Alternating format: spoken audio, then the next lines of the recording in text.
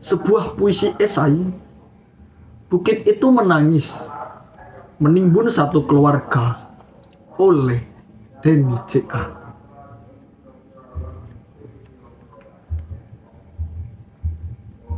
Musibah banjir besar di Sumatera bulan November 2025 telah menelan lebih dari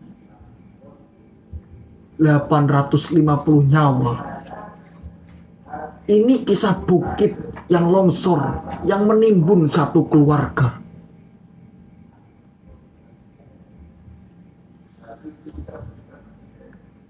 Aku adalah bukit yang sangat tua, yang lebih tua dari riwayat semua keluarga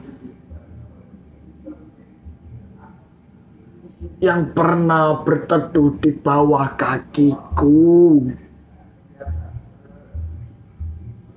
Dulu, hutan tumbuh di dadaku, menjadi untayan doa yang tidak pernah putus.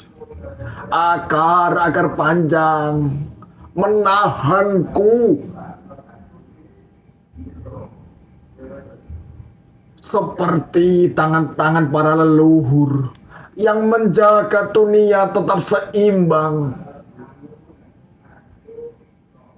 Warga desa memetik sedikit, menebang satu pohon, lalu dua pohon untuk kayu dapur,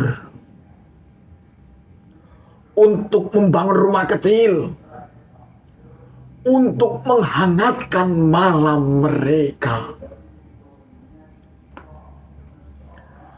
Aku tidak pernah marah. Aku tahu mereka menebang dengan hormat, seperti anak meminta kepada ibunya dengan suara pelan. Mereka memotong, tapi juga menanam. Mereka mengambil, tapi juga merawat.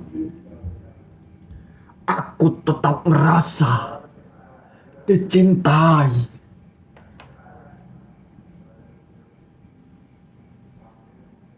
Tapi mereka berbeda.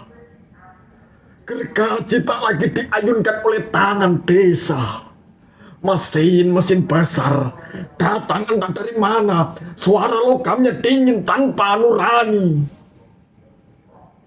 Perusahaan-perusahaan itu naik ke punggungku, menjadi pasukan yang lapar, menggunduli rambut hijauku, menelanjangiku sampai ke tulang. Setiap pohon yang tumbang menjadi angka dalam laporan laba, menjadi jembatan menuju rekening mereka, bukan menuju kehidupan. Akar-akar penjagaku dicabut bukan oleh orang yang merawatku, melainkan oleh mereka yang bahkan tak tahu nama desaku. Para pekerja berseragam mengiris tubuhku seperti mengiris kue ulang tahun, namun tak ada doa, tak ada permisi, tak ada terima kasih. Mereka datang untuk menumpuk uang, bukan untuk menumbuhkan hutan. Dan ketika setengah tubuhku botak dan kerontang, mereka pergi, meninggalkanku berdiri sendiri di hadapan badai yang semakin ganas.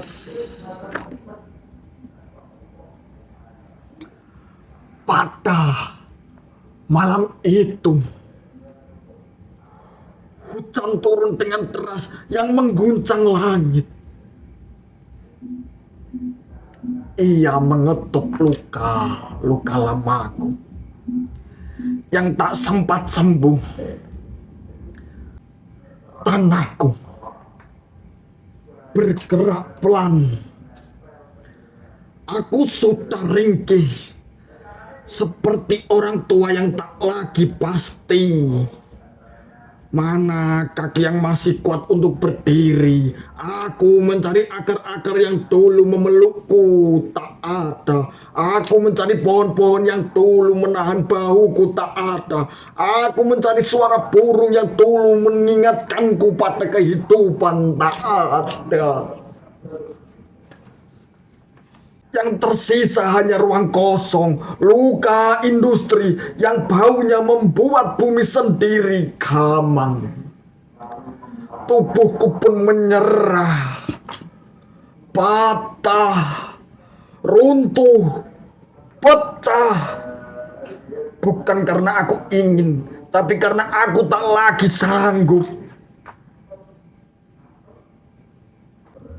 Di bawah tubuhku sebuah mobil putih kecil berhenti hanya untuk istirahat. Di dalamnya ada keluarga sedang menutup hari panjang dengan tawa kecil yang lembut. Gadis itu sempat memungut daun berbentuk hati dari pohon terakhir yang masih tersisa. Aku melihatnya. Aku merasakan kehangatan kecil itu seperti kenangan yang hampir punah.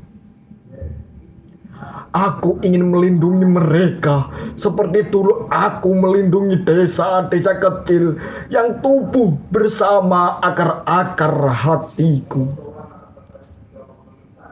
Tapi ketika tubuhku mulai bergeser, aku tak lagi punya penyangga. Tanah kehilangan kesabarannya. Gravitasi menarik air mataku dalam satu hentakan yang membuat langit tercekat.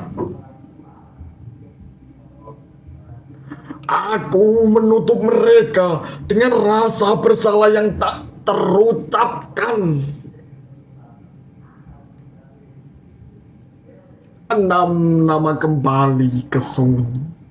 Dan aku, bukit tua yang dahulu ramah, menjadi kuburan tanpa sengaja.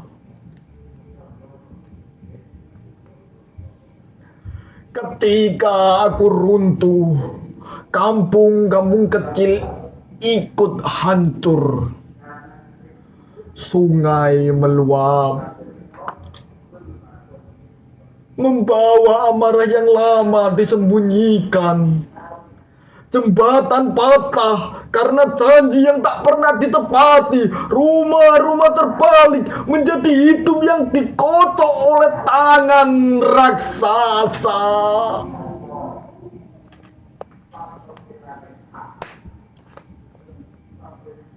Orang-orang berkata, hujan terlalu deras, tanah tak kuat. Ini musibah. Tidak, ini bukan musibah, ini cermin raksasa. Bukan hanya hujan yang turun malam itu, tetapi kontrak-kontrak bisnis yang dulu ditandatangani tergesa jatuh satu persatu dari langit sebagai batu dan batang mati.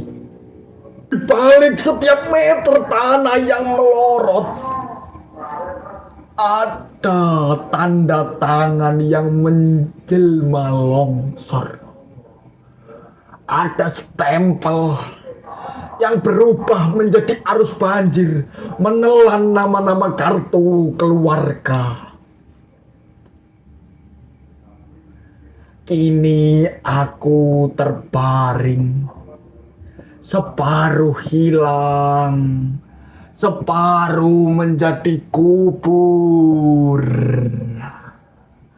Namun yang paling hilang bukan lahanku, melainkan keyakinanku bahwa manusia masih mampu membedakan kebutuhan dari keserakahan. Warga desa menebangku dengan cinta, dengan hormat, dengan seimbang. Aku sanggup sembuh. Tapi perusahaan menebangku dengan ambisi, dengan ketamakan, dengan gelap mata. Aku tidak pernah bisa pulih. Di kota jauh, di ruang rapat ber-AC, di sebuah perusahaan metropolitan, angka-angka laba tumbuh di layar seperti hutan palsu. Grafik keuangan naik. Itu sesungguhnya peta jenazah. Tiap garis hijau adalah nisan yang disamarkan. Di dalam rekening mereka ada lumpur di antara digit. Ada napas terakhir yang dipadatkan menjadi bonus akhir tahun. Belajarlah bahwa pohon bukan hanya kayu, ia saudaramu sendiri, tulang dunia. Bahwa hutan bukan lahan kosong, ia keluargamu sendiri, jantung yang berdetak untuk semua makhluk. Jika manusia tak belajar, peta dunia pelan-pelan akan berubah warna. Hijau menjadi daftar duka, coklat menjadi arsip jenazah yang tak sempat dimakamkan. Di langit, awan akan menyalin diri menjadi fotokopi surat protes yang tak pernah kalian baca, yang turun sebagai hujan yang menghapus alamat rumah setiap kartu keluarga. Dan bumi yang selama ini diam akan semakin marah karena ia ibu kandung yang kalian hianati. Paris, 6 Desember 2025.